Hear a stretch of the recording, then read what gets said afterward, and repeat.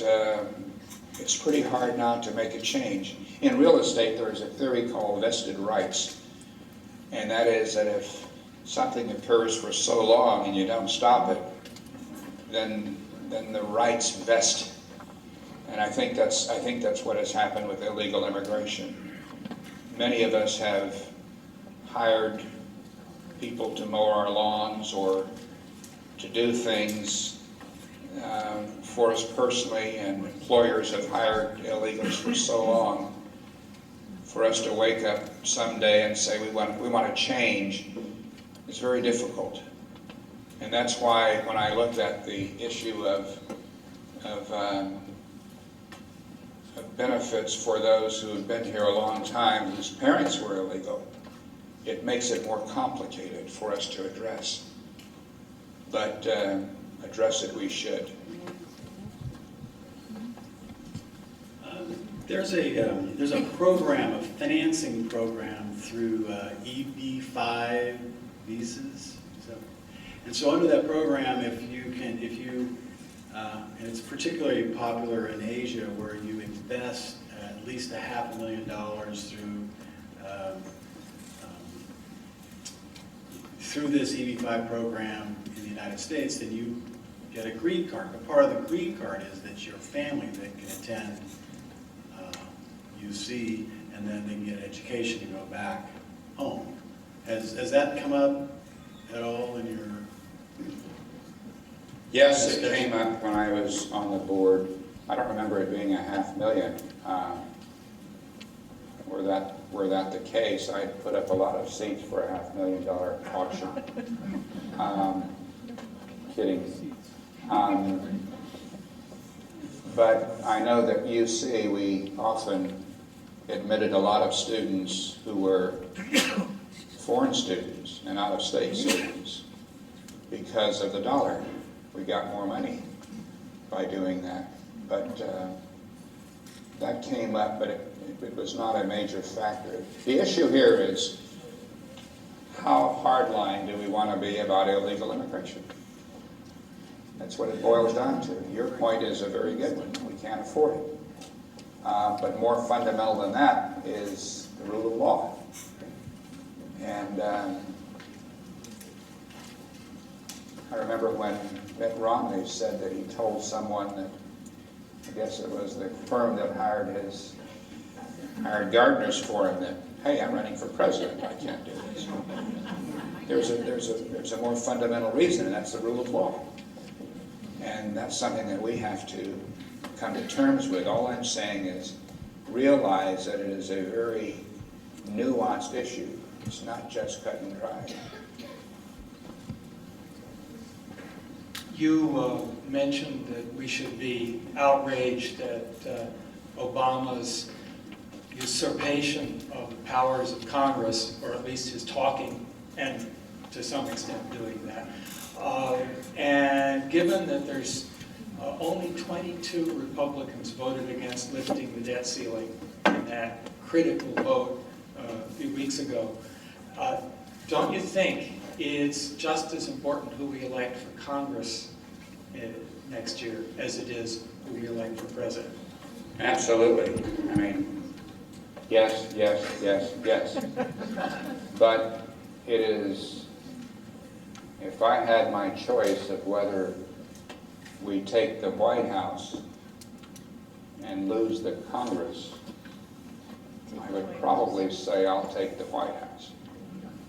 The reason is that the Senate might concur with Supreme Court appointments. They do concur with Supreme Court appointments, but they don't make the appointments.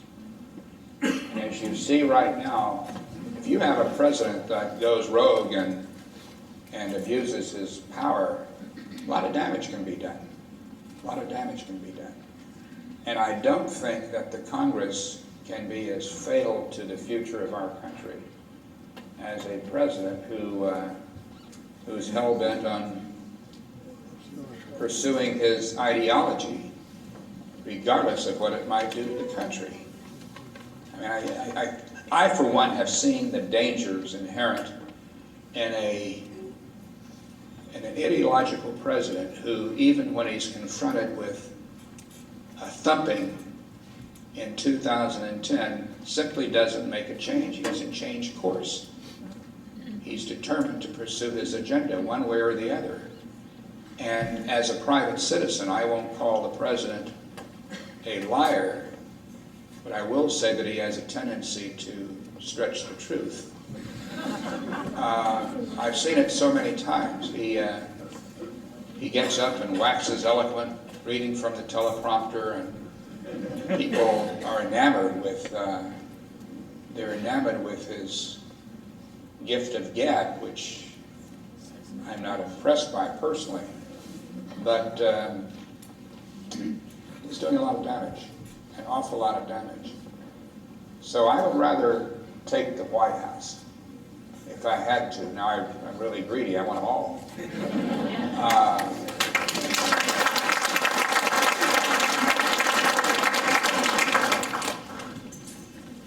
Yes. Oh. This is going to be the first time two non-immigration questions have been paired up back to back. I'm in college, senior at San Jose State. One question is, why is there no men's resource center on campus due to Title IX?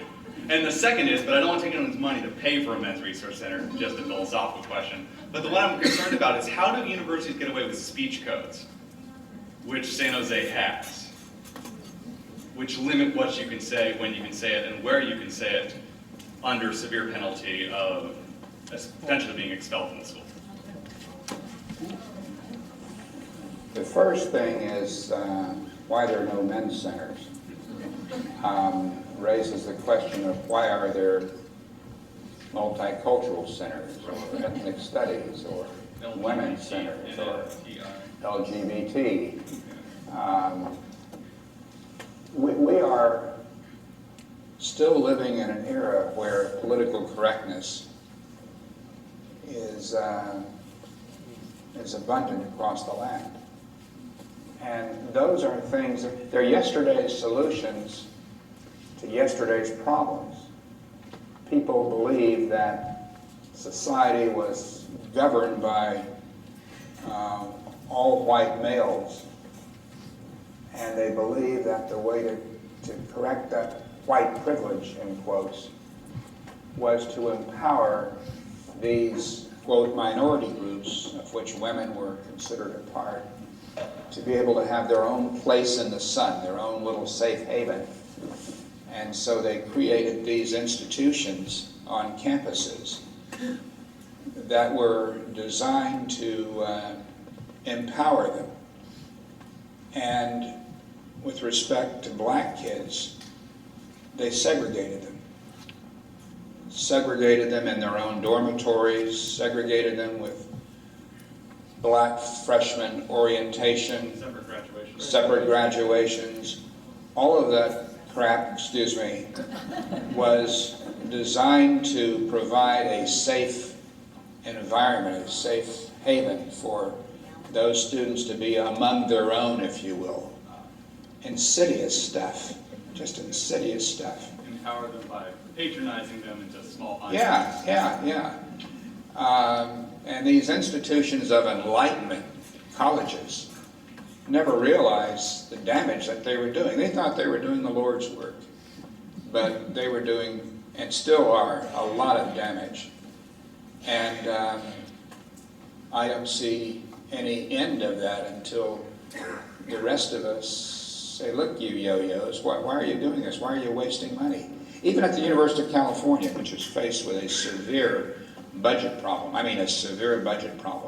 having to make classes larger, having to cut certain classes. The one thing that they're not cutting are the diversity stuff. UC San Diego has hired a vice chancellor for diversity at about $150,000 a year, with an assistant vice chancellor and an assistant to the assistant, and all that stuff. It's the last thing to go, even during hard budget times. What was the second question you had? It was regarding speech codes. Oh, speech codes. You can live under the Constitution as a government entity and then have regulations on what you can say. Not like common sense stuff like you're being a disruption during a meeting, but, oh, like I'm doing. It's the university. It's a university, and they believe that they are protected, to some extent they are, by academic freedom, and that they can set whatever codes they want. The only problem is that they administer them very selectively. Berkeley, when the college Republicans decided that they were going to have the bake sale, who challenged it? Who said that this was hateful? Chancellor Bergenow. Now, they were still allowed to do it, but I guarantee you that if he had his druthers, he would shut it down.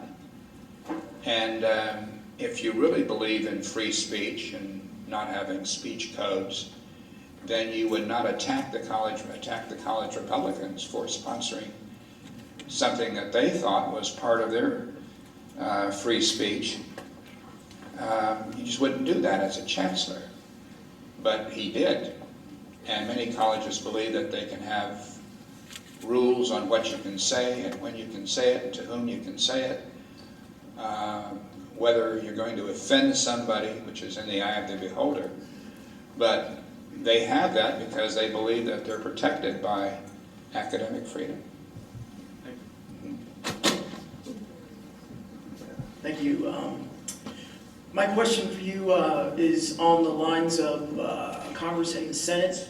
And I personally believe that our biggest problem right now is the fact that we allow congressmen and senators to do multiple terms if they're elected. My question for you is, do you believe that we should have term limits for Senate and for the Congress, just like we have for the President? Yes, sir.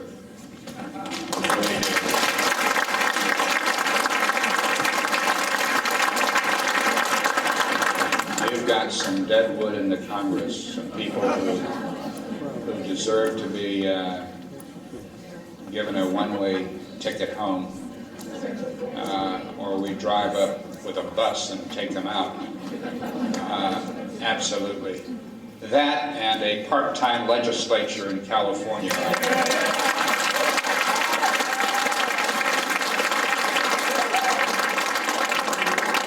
Are the things that if I were king I would do right now with a stroke of the pen. College tuition and university tuition has gone up faster than healthcare, of which we always hear about for the last 30 years, faster than healthcare. Now, on K through 12, we're inundated with the cost per student, how much we're spending and everything like that, and which has gone up something like 2.5 or 3 times more than it was 30 years ago in real dollars. But my question is, in that university and college tuition, we have no way of measuring why that tuition costs have gone up so much. Is because of the state cutback or because of inefficiencies in the administration of the universities? I mean, we have no one to blame. Is there any way to figure out who is responsible for this tuition cost? Wow, that's a long one to answer, but let me try to give you a quick and dirty on it. I chaired the Finance Committee, which is the major oversight committee of the Board of Regents, for 2 terms, which is, each term is 2 years, so 4 years of my 12. We're chairing Finance. 4 years I chaired the Audit Committee, both of which have a certain amount of jurisdiction over tuition. And here's some of the nuances about that. First problem is lack of accountability. This is not like a private business, the university, although it's akin to that. It's public-private. University gets its money from federal government, research grants, for example. Gets money from the state. Gets money from the individual students in the form of tuition. And all of those streams of money that come to the university have different levels of accountability. For example, people of California say, we don't want you using race at the university. And we said that as the people of California with respect to employment, contracting, and admissions. But the federal government, on the other hand, says we want you using race in employment. So they're caught in a bind between what do we do here? You know, do we follow the law of the people of California, which is the state that we're in, or do we do what the federal government wants? So there's the first problem. Accountability. To whom are they accountable? The second problem is that the university has a follow the leader kind of mentality. Keep up with the Joneses. The University of Chicago, there are several institutions, comparison institutions, that the university uses for a variety of things, primarily salary. If the University of Chicago raises salary for faculty, University of California follows suit.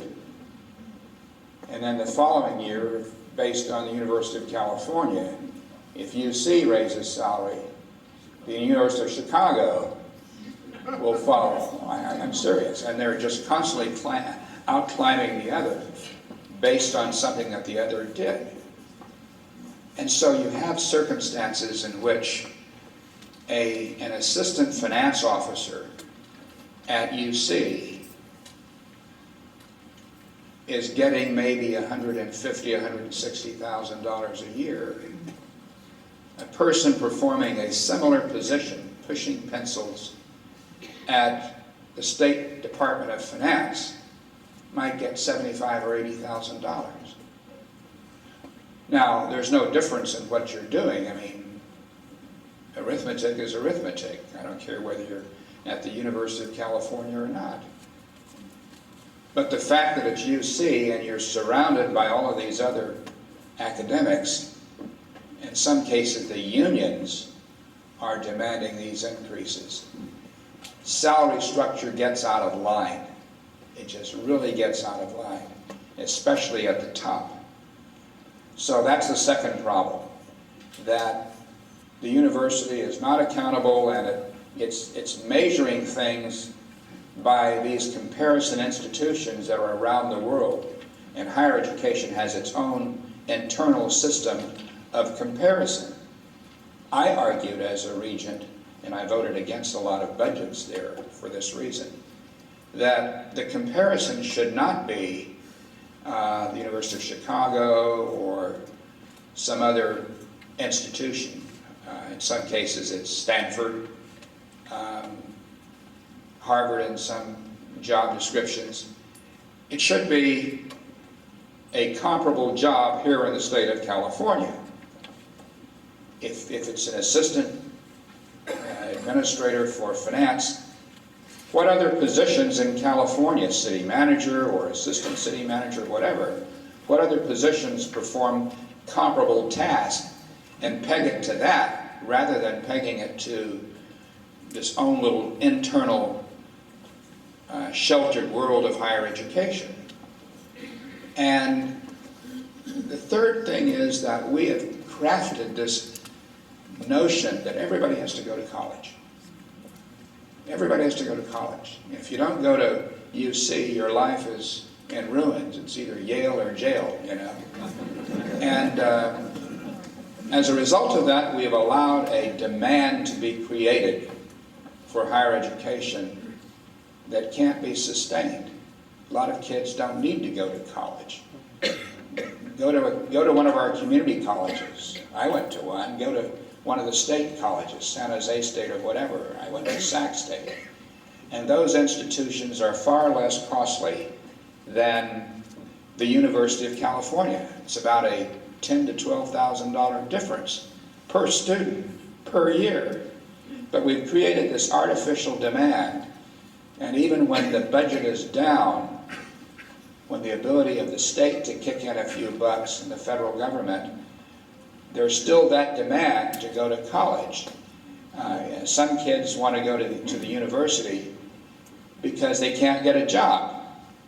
So that demand, which is artificial, is what drives to some extent the tuition. As long as people want the product, what are you going to do? You're going to offer the product and you're going to pay, and the salaries of your people there, the faculty, will go up even when you don't have the ability to pay it. Last question. My question's about illegal immigration, and you spoke about some of the nuances that make it a complicated issue. And one of the nuances that comes to my mind that I haven't heard anybody talk about, I was wondering if you could comment on. And let's say you have a typical example of someone who has attended grade school and 10 years of school before college, and now they want to go to college at the citizen rate. So In-state. Penn State, or in-state rate, yes. And so why isn't that we do not just monetize the cost that they have been to our society, say at $8,000 per year of education, plus an interest rate according to the rate of inflation and dated back for all those years, plus the cost of using our roads and our hospitals and stuff like that. So it would be the upwards of like $250,000 per student. And then say if you're willing to pay this fee, then you can have the in-state tuition.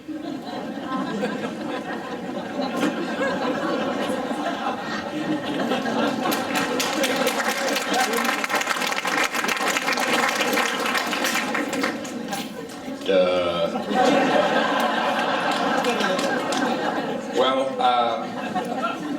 in the final analysis, this is really about the rule of law. Do you believe that if somebody wasn't born here, that benefit should attach to them? That's really, no matter how you slice it, no matter how many ways you look at the issue, that really is what it's about. Because we're not following the rule of law, that we I have a agree. problem. I agree. I agree.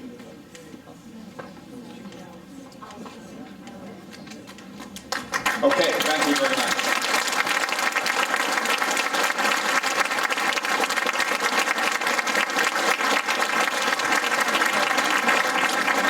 Okay, I want to thank Board Connerly, and we were presented with a certificate of appreciation. I wanted to comment, neglected to that. We have an award we give the Conservative of the Year, and we don't always give it every year. I just wanted you to know that Ward Connerly received our very first Conservative of the Year award. I think it was 07 it was, I think.